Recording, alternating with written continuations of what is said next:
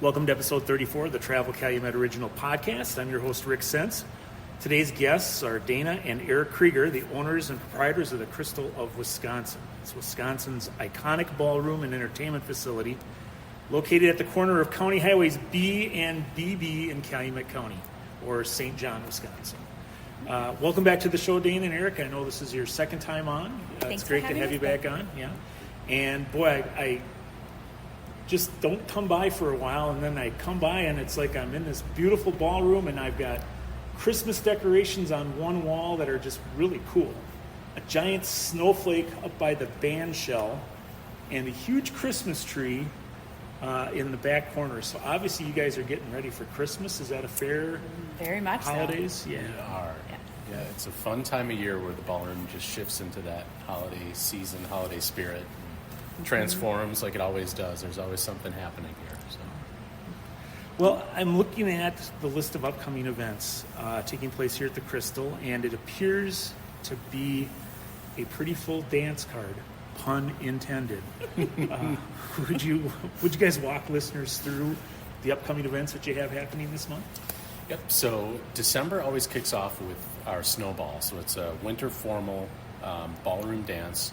This year we're adding dinner to the menu, so we have a catering company called Heirloom Kitchens from Little Chute that are coming in.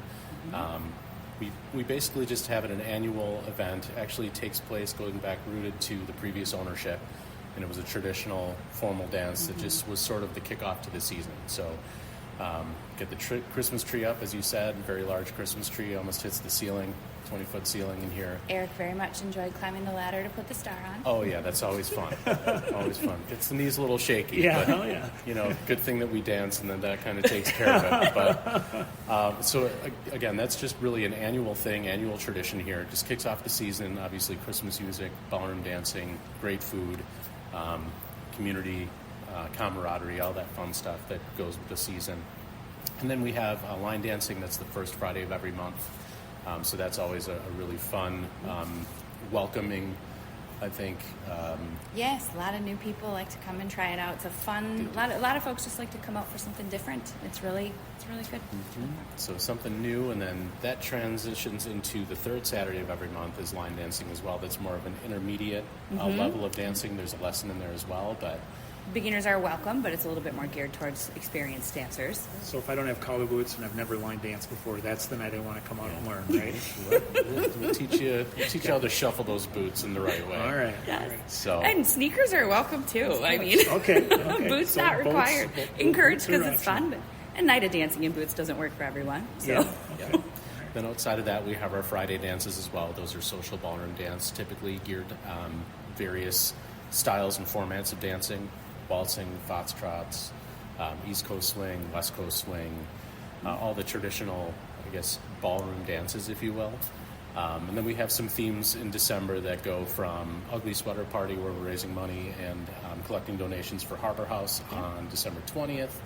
We have a Glow Party, which is on December 27th. It's sort of that transition after Christmas to the New Year pivot, and then that brings us into New Year's Eve, which is really exciting this year. Yes. We have a live band called Stephen Cooper and the Nobody Famous that are playing. We'll have some appetizers, light fare, obviously champagne toast.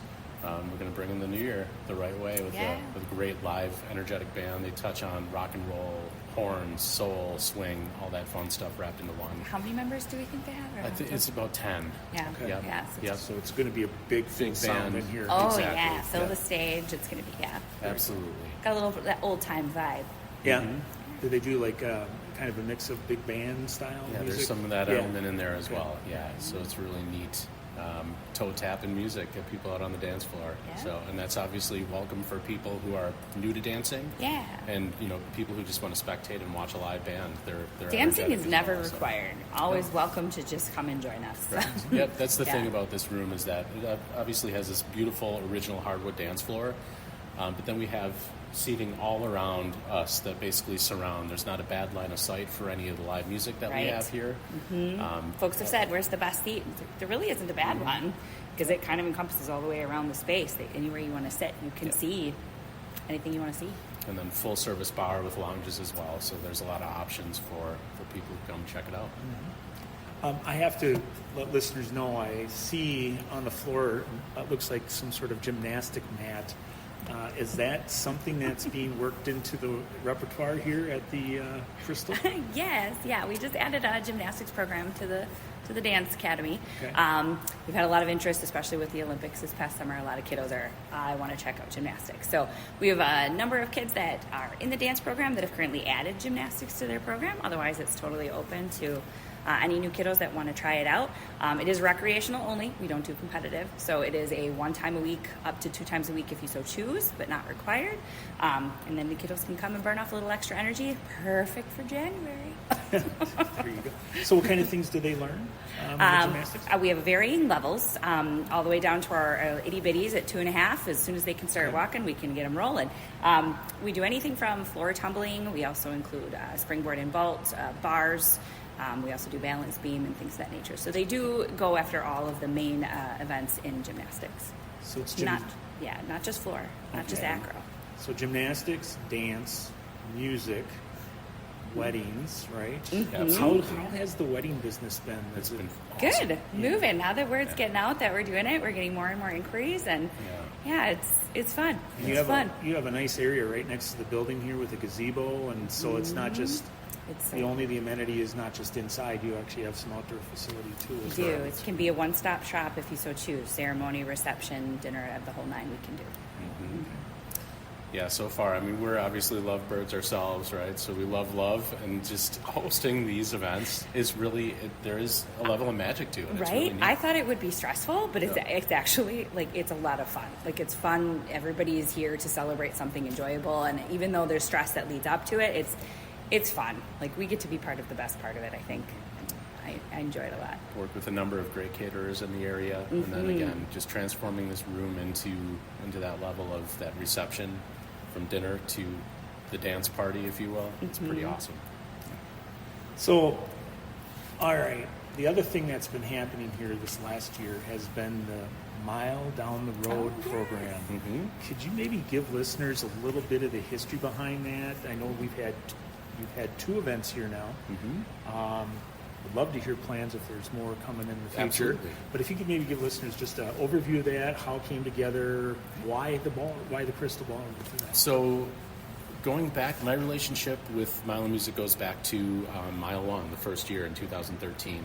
Meeting the crew there, Dave Willems and team, absolutely wonderful people who believe in the art of music, original music specifically.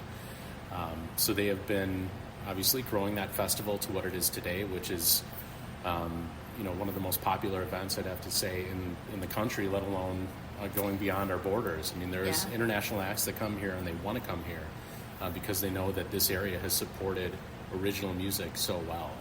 Artists are constantly saying how much they appreciate the area's value in music and how they're treated when they come here compared to other areas. So it's maybe some metropolitan areas where they're a dime a dozen. There's always constantly things going on. We've really, I think, collectively seen this area grow to the point where there's this acceptance, and not only that, there's this hunger for live music. So kudos to the Mile team and what they do year round, and what they've done. They have a production arm called Mile Music Presents, where they do additional events, not just through Mile during the week, that first weekend of August, but outside of that and branching out into different things. And at one point, Dave and I got talking, knowing that I'm a musician myself, songwriter, and all my various projects I've been lucky enough to play every year of Mile Music, going back to 2013. So developed that relationship with Dave and played some various other events for him, and we got to talking once Dana and I took over the Crystal back in May of 23. We kind of kicked the tires on maybe having something called this Mile Down the Road, which would give other areas, specifically Calumet County, a taste of live original music outside of just the downtown area. bring it a little closer. A little closer, yep.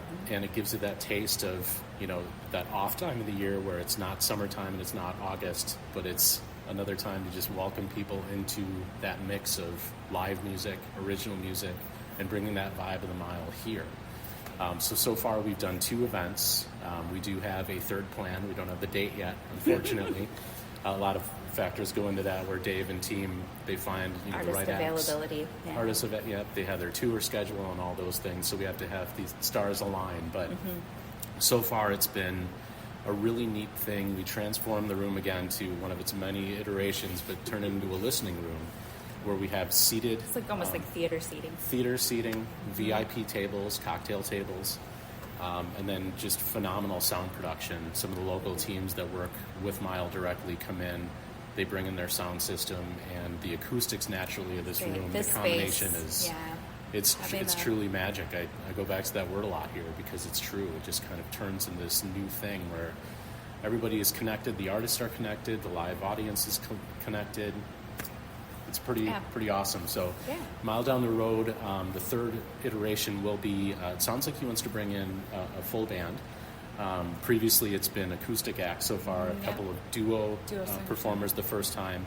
The second performance was 2 acoustic acts, and he wants to have an evening iteration of this with a full band coming in. Probably, I'm going to guess 2 acts is typically what we've done. But, it's a lot of fun, and encourage everybody to check out milemusic.com, of course, for the latest updates. Sign up to be a music maker.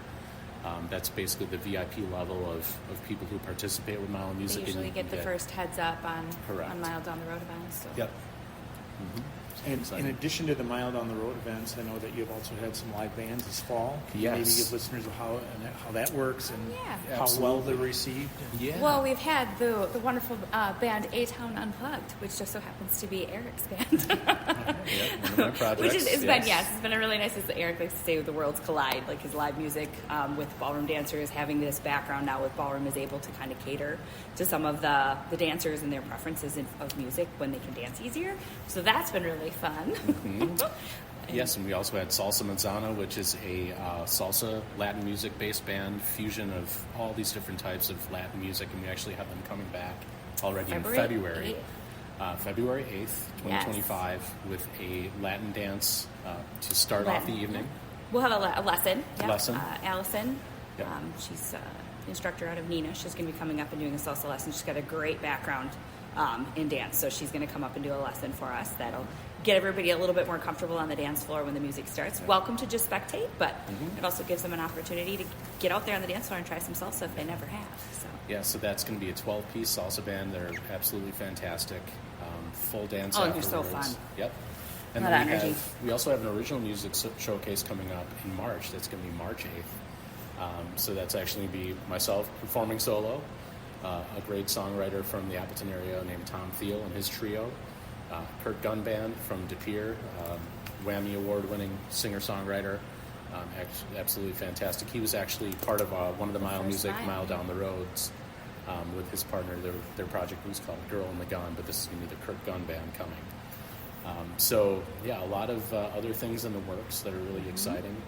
A lot of different genres of music, original, more traditional avenues as well. But it's just it's been really fun to see things come together.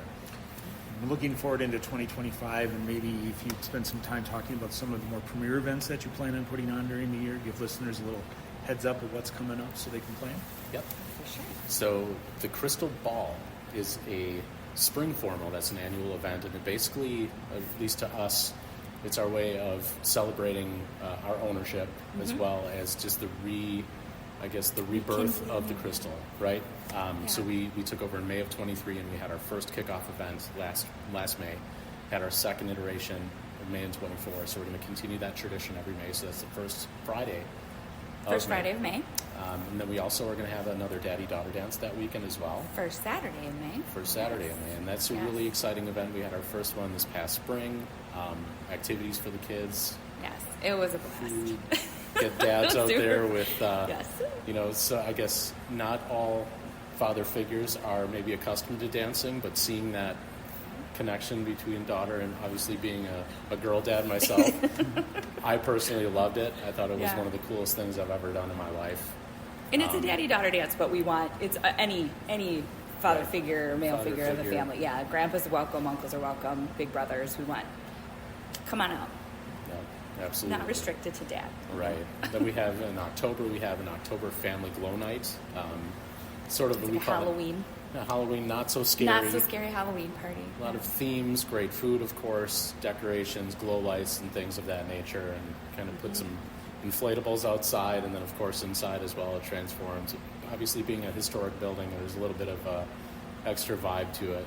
Yes, this room transforms. It's perfect for Halloween because it has a little bit of that creepy feel. It's great for Christmas because it has that homey feel. It's great. Yep, great space to keep transitioning. Yeah, that will transition to the holidays again, so we'll have another Crystal Christmas Craft Fair. Tried to say that 3 times fast.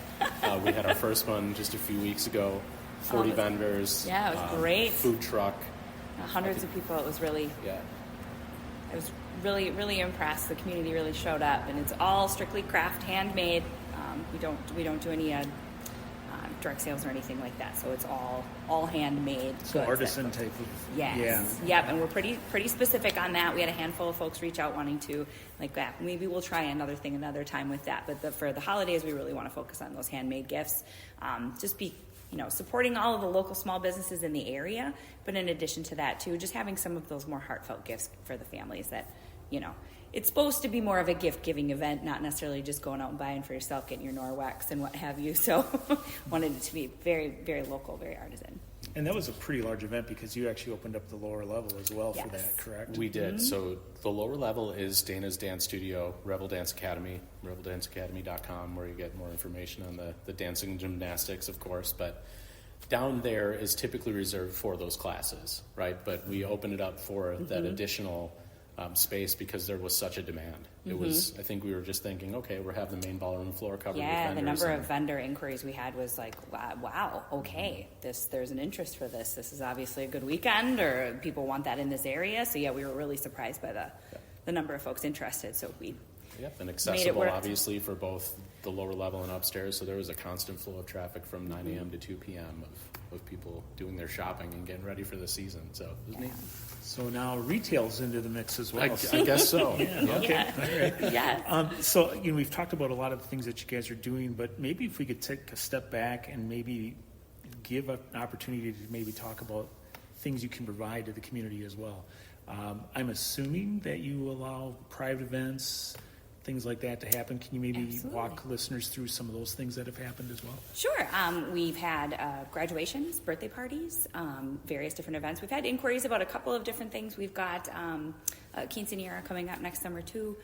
So it's kind of available to anything that would be a space required of 50 plus people. And then, of course, we have the open bar, but we can also allow any catering to come in. Folks don't have to go through our caterers. They can bring in. So if they want to have their birthday party, anniversary, graduation, bridal, baby shower, anything of that nature, the space is available. We've also had some nonprofits inquire. There was even like an arrow show of some sort of thing. That one we unfortunately had to decline with the chandeliers, but it was like a remote hobby. control. Yeah, Right. like they wanted to fly the plane. I'm like, that would be super cool, but the chandeliers, it might not work out. But so it's definitely available for folks who, if they've got a date that works, we can absolutely accommodate. Even high school dances, we hosted our that first too prom as well. One of the local high schools. So that was really fantastic too. A lot of fun, great kids. So a very versatile space for, like Dana said, any sort of gathering where you're looking for a large room that has some unique charm and character and some historic value. This is the place. It really is a neat spot. It is a cool facility. Listeners, if you ever get the chance, and I'd strongly encourage you to get out here, the chandeliers, it's just a really cool environment, and Eric and Dan make it a lot of fun. So make sure you put this as one of your stops that you need to come on out and see here in Calumet County. Before we wrap up, I was just wondering if you could give maybe listeners an idea of how they can learn more and where they can get a hold of you at. Absolutely. So we are available at thecrystalwisconsin.com. Also rebeldanceacademy.com as well for more information on the youth program, youth studio, gymnastics, dance, etc. But besides thecrystalwisconsin.com, we're also on Instagram and Facebook at thecrystalwisconsin. Same thing with TikTok. New at that. Our age is showing there. We're trying to get our kids to help get us a little hipper in that regard. We're going to get some of our dance students on that one for me. Yes, so look for more content in that channel as well. But that is really where you're going to find all the information in terms of our ballroom dances, our line dances, lessons, and then how to purchase tickets for the various events. We'll obviously update it in terms of the Mile Music, Mile Down the Road show as well. And then you can also get more information about weddings and what we provide there in terms of services, packages, private events, all of that fun stuff. So we encourage, we're just a message away. Shoot us a message on Facebook, email. If you Facebook message or send us an email, we'll get back to you pretty quick. Absolutely. All right. Well, thank you for being our guests on the Travel Calumet Original Podcast. Dana and Eric, it's always great to see you guys, and thanks for sitting down. Thank you, Rick. Thanks for sitting down with us and catching up on all the exciting things that are happening and that you're working on here at the Crystal. Make sure to check out this and the other 33 episodes of the Travel Calumet Original Podcast by clicking on the microphone on the homepage of travelcalumet.com. And if you liked what you heard today or on previous episodes, please help us spread the word on all the great things taking place here in Calumet County by taking the time to text a couple of friends and to encourage them to listen to the Travel Calumet Original Podcast as well. Thanks for listening, and until next time.